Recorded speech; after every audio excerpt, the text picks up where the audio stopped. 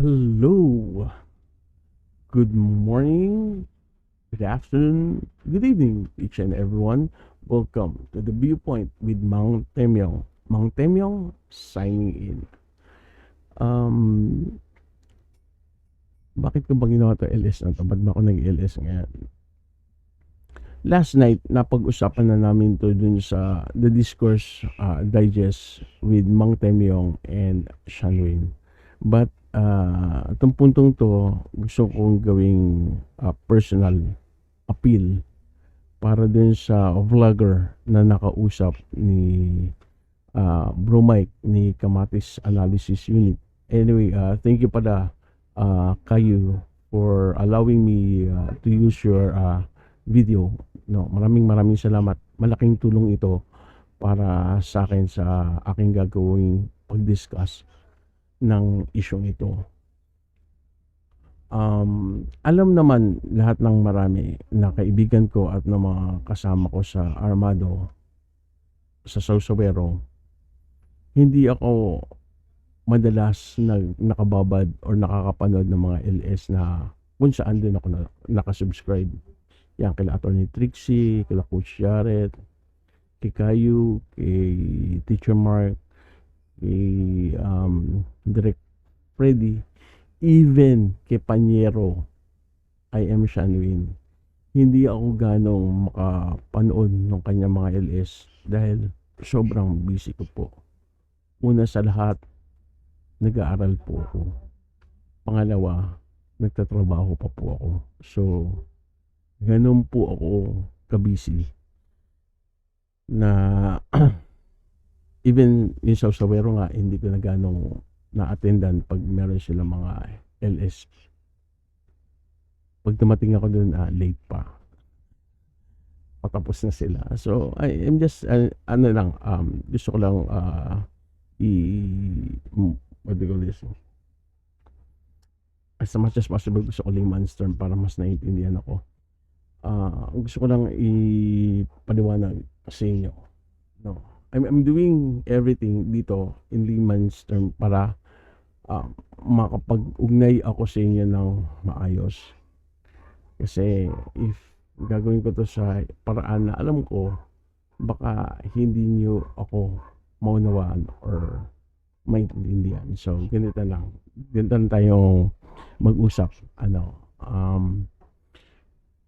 Sabi ko nga sa napaka gandang pagkakataon, ang nabisita ko pa nung nagkaroon ako ng panahon ay yung LS ni Caillou na ang topic is about charity vlogging. And nung panahon na yon, meron siyang na-interview. Ayokong tawagin debate kasi hindi naman debate ang nangyari. More of interview nga ang nangyari kaysa sa debate. May nagsabi nga sa akin Mang Temi, yung part 2 na yan. You missed the part 1. Kung gusto mo panoorin mo yung part 1, sabi ko, hindi, okay na ako dito sa part 2. Alam yan. Nung mga nagsabi sa akin kung bakit nasabi ko, okay na ako sa part 2. Kasi yung part 1 yata medyo, basta, medyo nakakadurog yata ng utak.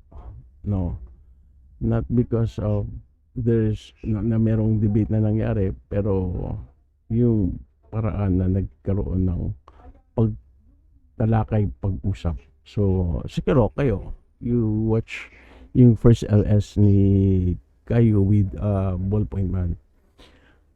Well, going back to the topic na ito yung reason bakit ako biglang nakapag-LS ay dahil dito kay Teo Makata.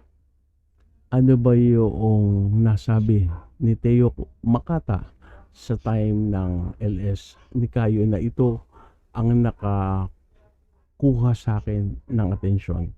Pakinggan natin. Sige. Ano ba yung issue na gusto mong ibato sa akin? Na in a sense criticism mo. Ano ba criticism mo?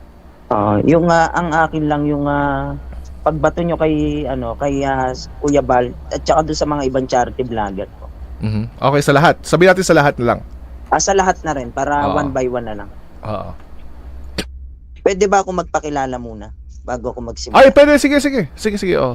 Salamat po sa pag-imbita. Ako nga pala si Attorney Teo Makata, ang abogadong walang lisensya, ang abogadong maraming napatalong kaso.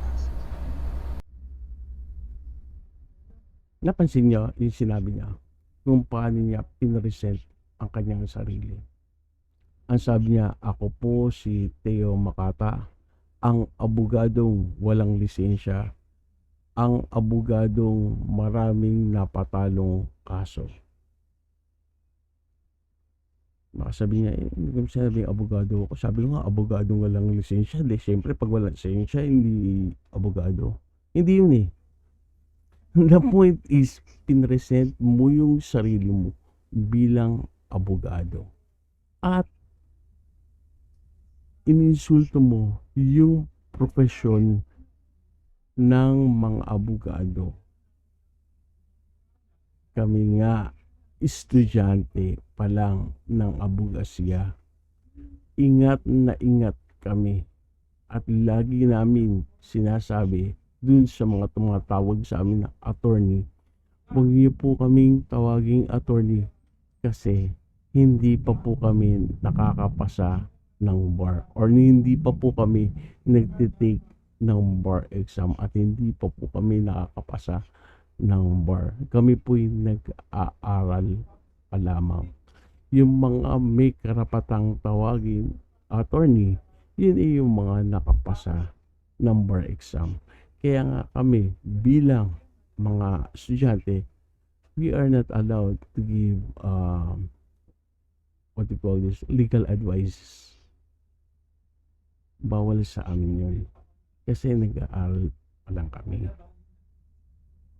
What more ikaw na hindi ka naman abogado, iniinsulto mo yung profesyon ng mga abogado na soon, if God allows, magiging profession din namin. Ito kasi ang hirap sa iba, di ba? May mga ilan, yung mga abogado, kung insultuhin, bardagulin sa online, ganyan na lang, di ba? Kaya ni Teo halimbawa, hindi ko naman sinabing binardagol ni Teo ang abogado, pero yung paggamit mo, pagpapakilala bilang abogado, dapat maunawaan mo, Teo Makata, na labag yan sa batas. At kung may papatol sa iyo, mapapanagot ka sa ilalim ng batas. You will be held liable under the law. Ano ang po pwedeng ikaso sa iyo? Article 177 of the Revised Penal Code. Ano yun? Usurpation of authority. Ano yung usurpation of authority? Siguro, basahin ko na lang yung letter B. Under pretense of official position, the offender performs any act pertaining to any persons in authority or public officer of the Philippines government or any foreign government or any agency thereof. Diba? Under the pretense, pagkukunwari, pagpresenta na ikaw ay isang abogado, diba? Kahit sabihin mo, sabi ka naman wala akong lisensya, still, ginamit mo yung term na abogado. Nagpakilala kang abogado. Maliit na kaso ba yung usurpation of authority na yan? Alam mo ba kung anong penalty niyan? Prison correctional. Ibig sabihin, haharap ka or mapapreso ka. Di ba? Makukulong ka kapag ka itinuloy mo pa yan.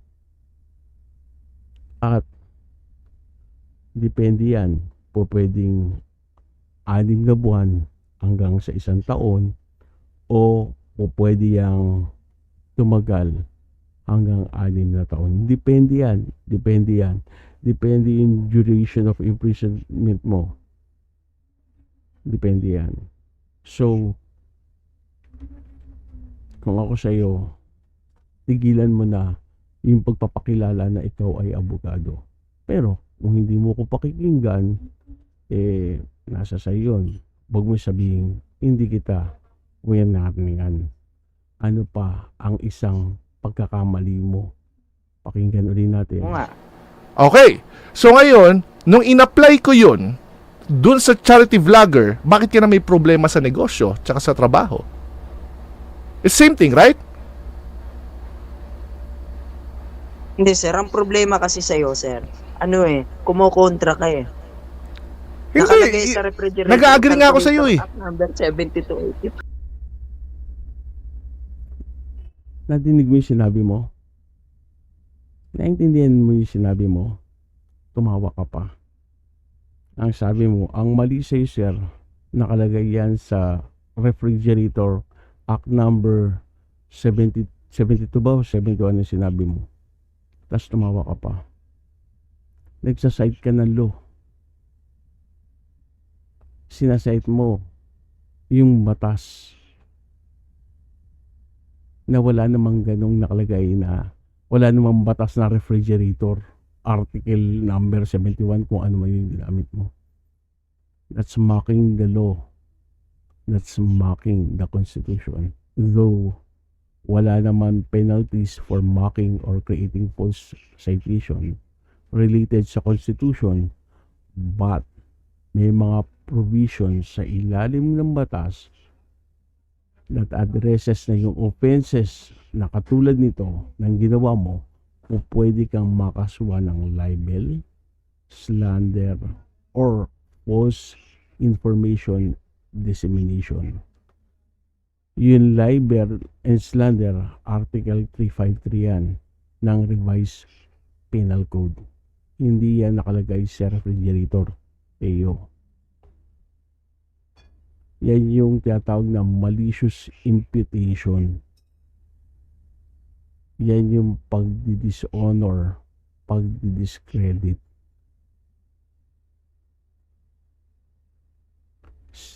Ang libel is similar sa slander. Ang slander kasi is in person. Ang libel is in print. Pero ang ginawa mo is through video, kaya pasok ka sa cyber libel or sa cybercrime law, which is Republic Act number 10175, the Cybercrime Prevention Act. Yan both civil and criminal. May imprisonment yan. So, mag-isip-isip ka. Mag-isip-isip ka. Huwag mong gawing katatawanan ng isang profession, o huwag mong gawing or huwag kang magpanggap na ikaw ay abogado kung ikaw ay hindi naman. Napag-usapan na namin ito kagabi ni Sean Wayne. I am Sean Wayne. And the reason why na napag-usapan namin ito kasi ni-request ko talaga sa kanya, and I feel offended, and I know my panyeros feel the same, di ba? Kasi pareho kami nag-aaral ng law. Kung kami nga napakaingat namin, di ba? Kagabi lang may tumawag sa amin, attorney. Sinita ni Panyero kasi hindi pa kami abogado. We're not lawyers. And hindi kami worthy dun sa title na yun ng pagiging abogado. Or pagiging attorney rather. Pagtawag ng attorney. Kasi ang pwede lang tawaging attorney ay yung mga nakapasa ng bar. Estudyante pa lang kami. Kaya nga, bilang mga estudyante, kami ay nababakuran din ng tuntunin.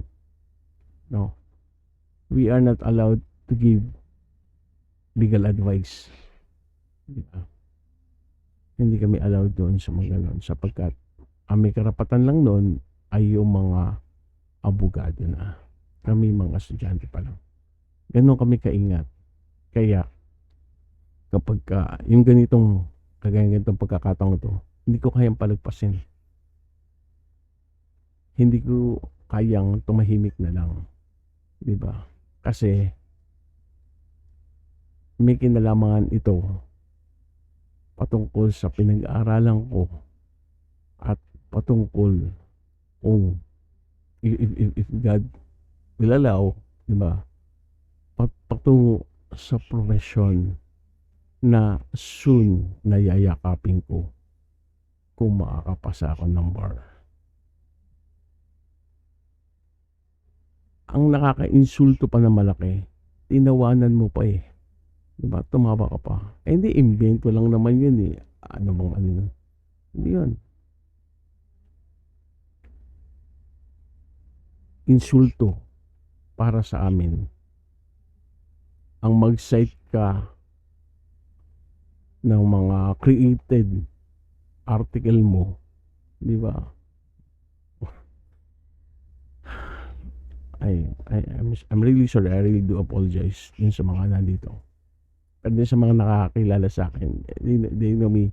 I'm very passionate, di ba? Pagdating sa ganito.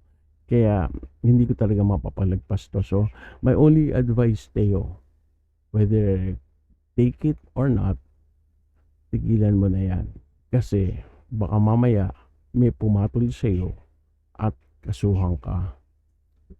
Huwag mo sasabihin na hindi kita or hindi ako nagpauna or nag-advise or nag-warn sa iyo. Diba? At least may nagmalasakit para sa iyo. Bata ka pa lang yata, no?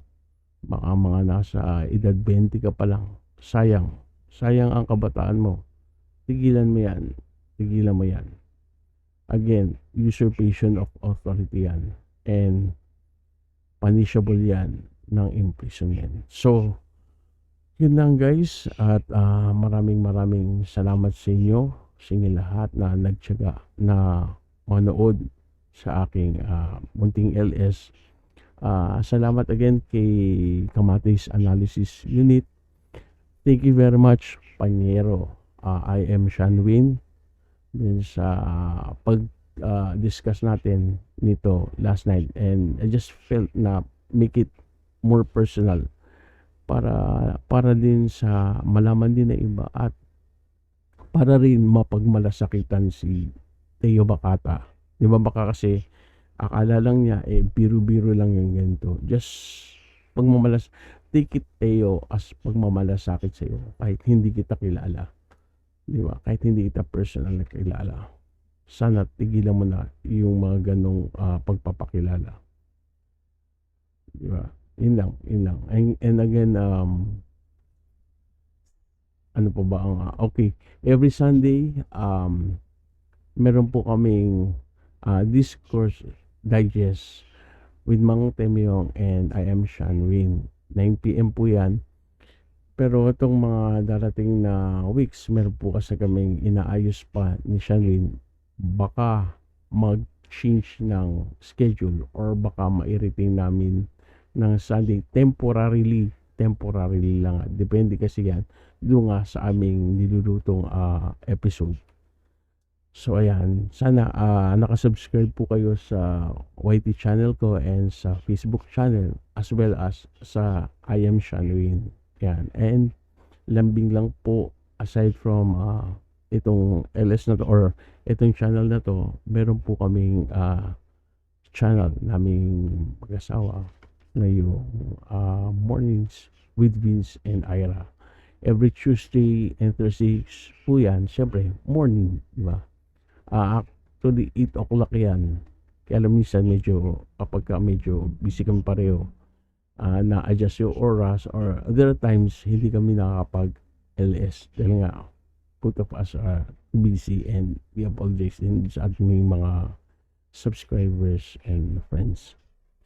Okay, sa aking mga kasawsawero, Armado, magandang araw sa inyo lahat. Have a blessed day and always take care. And even din yung mga friends natin na nandito na nanonood ng LS na to. God bless po sa atin lahat. Always take care. Put your trust in God. Bye.